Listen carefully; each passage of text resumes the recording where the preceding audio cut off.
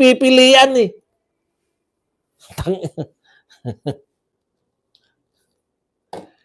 Yung iba po, eto tignan nyo ha.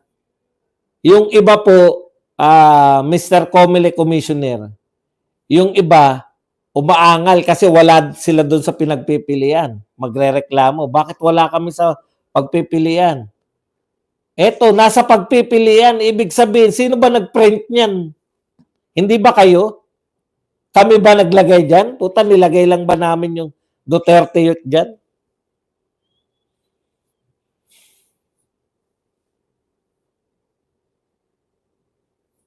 Alam naman namin kung bakit eh. Kasi ngayon pa lang, mayroon na impeachment complaint yung Duterte Youth laban kay BBM.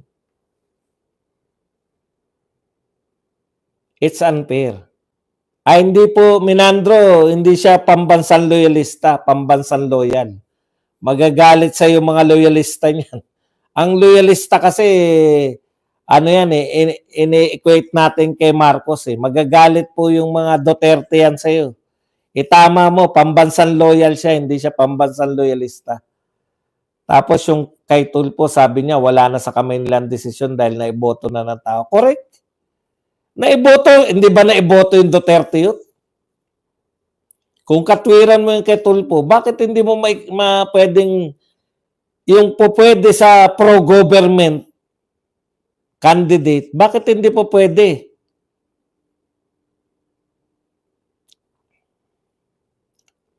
Issue ni Arnel Ignacio. Ano po gusto niyo? Hindi ko po pwede i-discuss, wala eh. Pero ang punto ko lang diyan, narinig ko na po si Arnel eh. Sabi niya legal daw yung ginawa niya. Oh, di ba? Oh, totoo, kung yan po ay hindi kinakasuhan si Arnel, tinanggal lang, tapos sasabihin illegal yung ginawa niya, dalawa lang po yan. Di ba?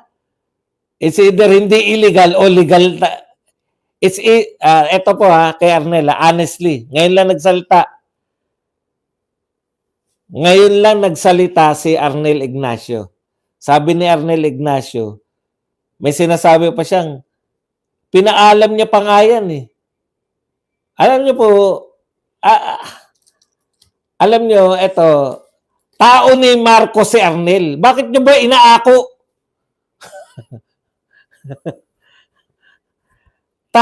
Tauhan ni Marcos si Arnel Ignacio. OWA. Wag po natin lituhin ang sarili natin. Nililito nyo kasi.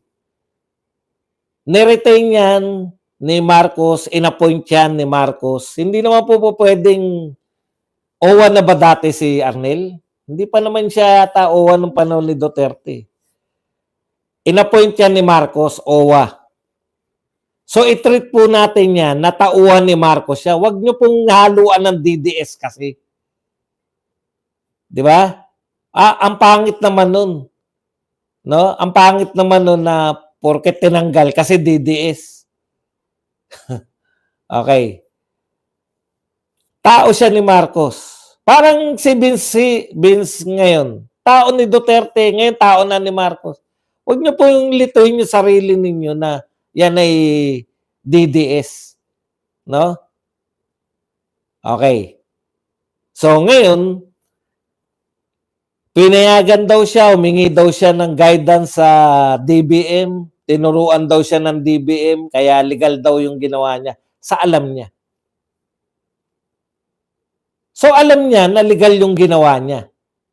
Ang pinalalabas merong illegal na ginawa. Ngayon, dalawa lang yan, di ba? It's either illegal ang ginawa niya or illegal. O ngayon, anong gagawin? Kung legal yan, kawawa naman si Arnel. Pinalalabas nyo na may masama siyang ginawa. Kung illegal naman yan, dapat nyong kasuhan. Kasi kung hindi nyo kakasuhan,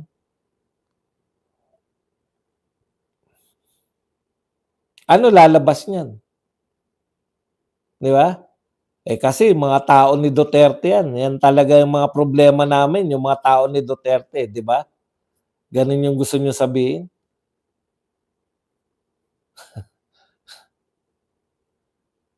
Anak ng tinapay, oh. Tao po siya ni Duterte nung nanunungkulan si Duterte. In-appoint po siya ni Marcos. Ibig niyo sabihin, ano ko? Ano yan? Hindi na halata ni Marcos. Wag po tayo, 3 taon na po si Marcos na nakaupo. Ibig niyo sabihin, tao pa rin yan ni Duterte. Hindi naman, yung pagiging OWA po, may mga commissioner po, meron pong mga ina-appoint na hindi po political. Ibig sabihin, hindi ko terminus. Ano po yan? COMELEC. Yan, may sarili po yan. Pag na-appoint ka ng COMELEC, tatapusin mo yung termino mo. In-appoint ka Supreme Court. Tapos na yung presidente nag-appoint sa'yo, Supreme Court Justice ka pa rin. Yang mga ano yung trabaho, ombudsman. Tapos na yung nag-appoint sa'yo, ombudsman ka pa rin. Ilan lang po yan. Ngayon, lahat po ng mga cabinet official, in-appoint po yan ng Pangulo ngayon. Naintindihan nyo po? Kung dati na siyang, halimbawa, si Menardo Guevara, o human rights, ganun din.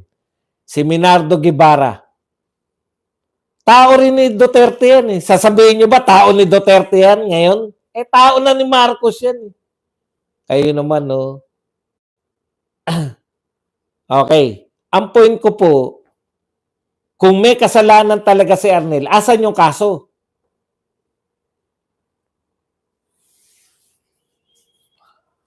Kasi, alam ba natin yung ginagawa ni Arnel? Hindi po ako, alam natin malapit si Arnel sa mga OFW. Yun lang ang alam natin. Pero beyond that, wag nyo po saluhin yung mga tao na hindi nyo alam. Pero kung hindi po kakasuhan si Arnel, gusto siyang tanggalin at gusto siyang siraan. Ganun lang yun.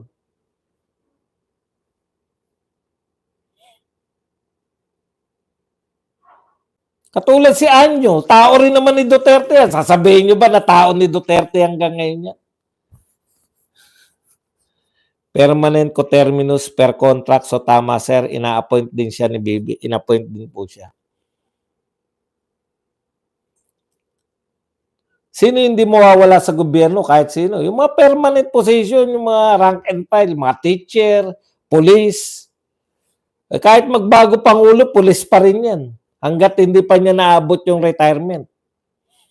Pinopolitika lang. Wala naman po namumulitika. Tayo lang salo na salo. Pag meron pong taong may kasalanan, hindi naman siya nagsasabi na siya ay pinopolitika. Kung nagsalita na siya na, kaya katulad si Harry Roque, definite sinasabi niya. Kaya ako inuusig ng mga yan dahil Duterte ako. Hindi naman niya sinasabi, bakit niyo pangungunahan yung tao? Kuya, pinag-resign pero ni-reassign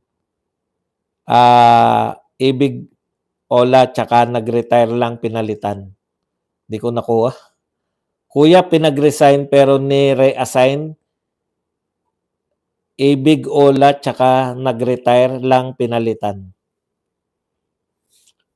So, ang ibig mong sabihin, yung mga, wala ewan ko kung tama yung pagkakaunawa ko sa Sherry.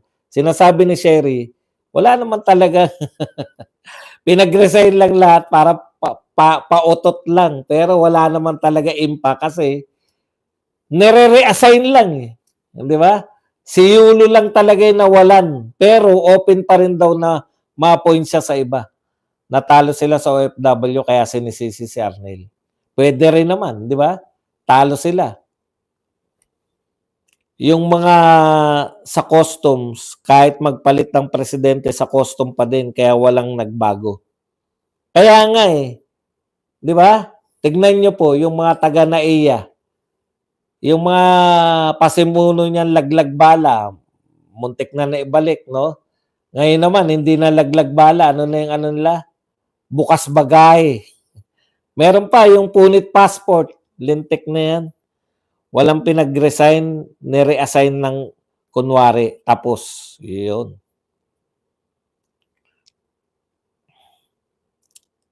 Yung iba, talaga endo na kaya inalis. Pinag-initan lang nila si Arnel dahil nilampaso ang alyansa nila. Pwede, di ba? Wala kang silbi, sayang yung pagiging popular mo. Nililibang lang tayo dahil ginagawa na yun ng masamang plano sa mga Duterte.